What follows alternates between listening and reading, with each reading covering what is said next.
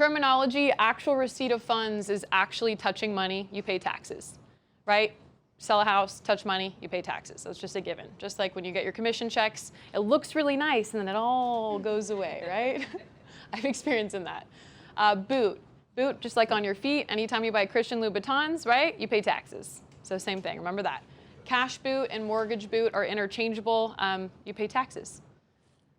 Constructive receipt of fund occurs when, let's say you have a client that decides they want to do a 1031 exchange, and you call me and you say, Kayla, it's Friday at 4 p.m. We've just recorded. My client really just wants to do a 1031. Can we set it up? They haven't touched the money. No, you can't. We don't have an assignment prepared into that escrow. So what happens is they're constructively collecting receipt of funds because there's money pending in escrow that's already been recorded and transferred to a new buyer. So takeaway, make sure you have an exchange set up prior to close. Absolutely. Exchanger, investor, taxpayer is the same person.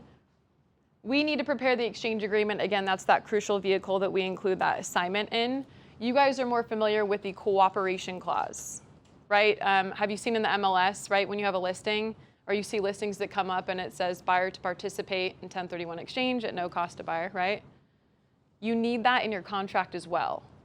It's beneficial for you to present this on the front end to your clients for when offers come in, or you're presenting an offer repping a buyer in a 1031. I just had 2 of those that fell out because the agent was not familiar on 1031 exchanges and didn't disclose that. So the seller, when it came to the buyer's agent offering for their exchanger, the seller had no idea, and they said, we don't want to do that. We don't even know what that is. So they backed out.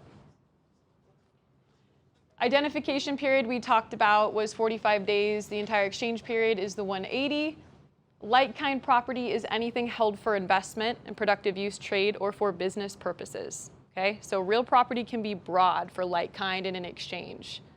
And I'll show you some slides on that as well. We talked about mortgage boot, a QI, that's me, I'm a QI, I'm a qualified intermediary. Qualified intermediary is a non-disqualified agent to the taxpayer. It's legal jargon. Non-dis make apparently a positive, 2 negatives, so we're qualified.